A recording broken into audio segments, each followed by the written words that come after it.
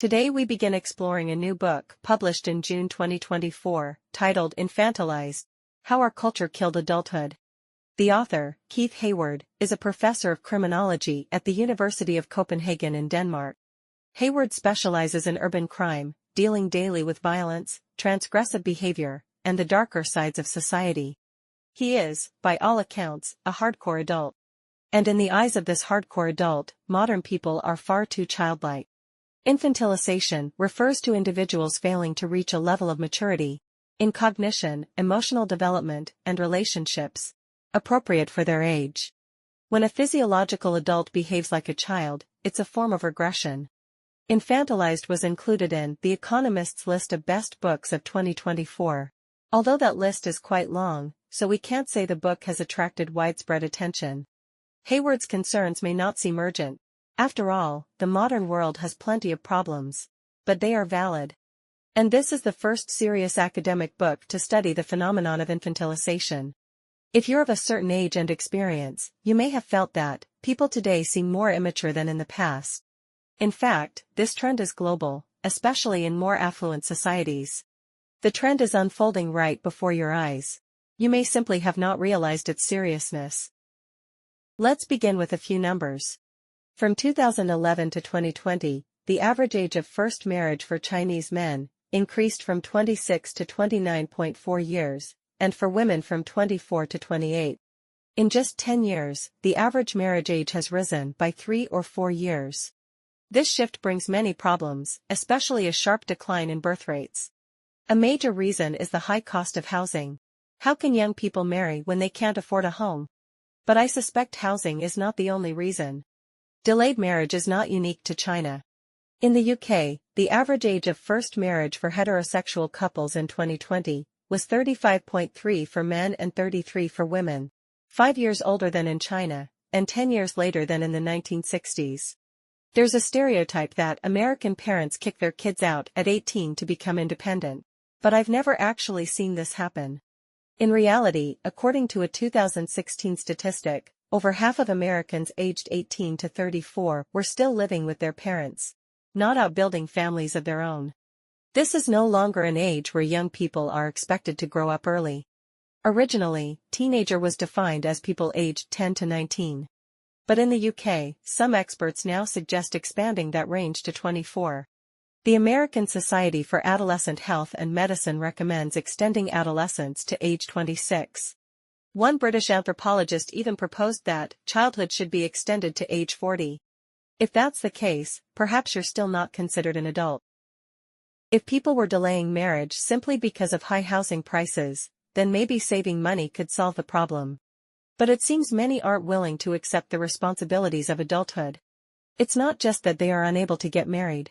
They prefer to keep living in adolescence. The cultural trend is already clear. Ask yourself, do you enjoy Marvel superhero movies? Do you find the plots a bit childish? You should know that Marvel comics were originally made for children. But now they're packaged as blockbuster films for adults. Mickey Mouse used to be something we watched as kids. Now Disney's intellectual properties have invaded adult spaces. Cartoon characters appear on clothing, home goods, and even office items. McDonald's launched an adult Happy Meal. Lego released sets for adults. Supposedly more complex and creative, but let's be honest, building blocks are a child's joy. Middle-aged women wear exaggerated cartoon-themed boots and call themselves girls. Men in their 40s call themselves old boys. People put aside complex online games to play retro Mario. Bookstores sell adult coloring books as a form of stress relief. I'm not sure if stress is reduced, but I'm certain cognitive ability isn't enhanced. Coloring won't improve creativity. In the past, openly praising someone in adult society was seen as inappropriate. We only gave children likes. Now, we constantly praise each other, even asking for likes directly, and get excited over tiny gestures. There's even a word for this in English. Kidult. A combination of kid and adult. As adults become more childlike, children are becoming more adult-like. Ideally, childhood should be a carefree period of play, exploration, and learning. Kids can act out without consequence, because they don't yet understand how the real world works. But today, many adult responsibilities are being pushed onto children. Some parents expect emotional support from their kids. Comfort during times of stress, for example. Others publicly consult their children on major decisions, like whether to buy something. But what advice can they really give? Do they understand the world better than you? Worse, children are being pushed into politics. The most famous example is Swedish climate activist Greta Thunberg, who gained global recognition at 16 for her climate activism. But can a 16-year-old truly lead a global movement on climate change? Something even scientists struggle to fully understand? Does she have basic knowledge of economics or international politics? Yet many eagerly listen to her. Thunberg was invited to speak at the UN and help lead global school strikes. Putting children in political roles is one of the most foolish acts of our era. Even worse is politically persecuting children. In the UK and US, political correctness now targets kids. A 3-year-old is labeled racist. A 4-year-old is deemed a potential terrorist for describing a scene in Fortnite. Some 4-year-olds are required to receive sex education. Some children under 12 are encouraged by their parents to undergo gender transition surgery. Do they really need this knowledge? Should they really be deciding whether to be male or female? Meanwhile, adult celebrities appear on variety shows playing kindergarten-style games. Traditionally, life was divided into stages: childhood, adolescence, adulthood, and old age, each with its own responsibilities. In childhood, you play. In adolescence, you explore. In adulthood, you take responsibility. In old age, you provide wisdom. But today, we're blurring those boundaries. Hayward uses an interesting concept: age queering. The term queer often refers to those with fluid or non-traditional gender or sexual identities. Similarly, age queering means that traditional age boundaries no longer exist. But this doesn't mean teenagers want to be seen as elderly. Rather, everyone wants to be seen as perpetually adolescent. Today's society idolizes youth. The values of adolescence have become mainstream culture. Why is Thunberg so popular? Because people want to hear what teenagers have to say. Why do many adults love watching teen-centered TV shows? Because deep down, everyone sees themselves as still in adolescence. And besides, in these shows, teenagers are always doing adult things. People love the energy, emotion, and drama of adolescence. Especially its appearance. That's why stars like Madonna wear short skirts and perform bubblegum pop songs well into their 50s. Youth is always celebrated, while adulthood is scorned. Talk about marriage, family, or career, and you'll be accused of having dad energy. Emotional instability and impulsive characters are praised, while those who speak seriously about responsibility are dismissed, or worse, cast as villains. That's why many large companies now have game consoles or even slides in their break rooms. Let's all pretend we're still teenagers. So you may ask, what's wrong with youth? As adults, we're tired. Isn't it nice to enjoy youthful pleasures? Maybe a young mindset even delays aging. Of course, everyone has the right to enjoy games and entertainment. But infantilization has led to some real psychological and behavioral problems. Take US politics. Debates were once rational and skillful. Now they're more like gang fights.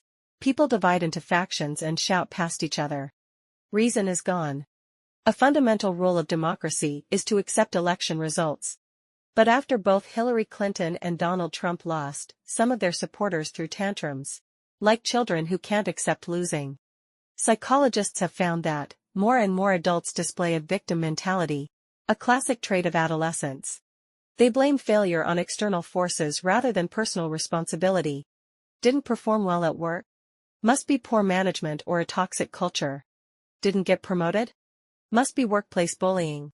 By the way, bullying used to refer to children tormenting children in schools.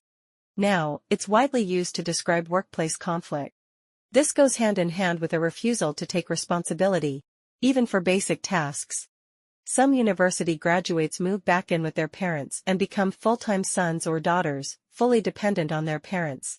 Yes, even in the US. They don't just avoid independence. They're perfectly comfortable doing so, with no plans to shoulder financial burdens. Hayward spoke with prison guards who said many inmates lack basic life skills. Not only can they not cook or clean, they can't even tie their shoelaces. Hayward teaches courses on terrorism at university. He regularly receives student emails complaining that the course material is too challenging. The images you showed in class were too real, they say. They made me uncomfortable.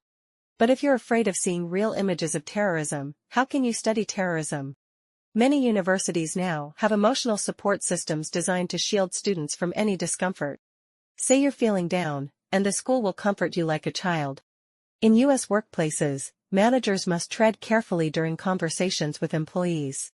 No one wants to be responsible for hurting someone's feelings. Is infantilization the inevitable result of social evolution? Is it just a side effect of cultural progress worth tolerating? In the coming chapters, we'll explore the causes and consequences of this phenomenon. That's it for today's content. Thank you for watching, and I'll see you in the next video. If you feel there is value in this, please like, subscribe to this channel, and leave your thoughts or suggestions in the comments section. Let's grow together and read more good books.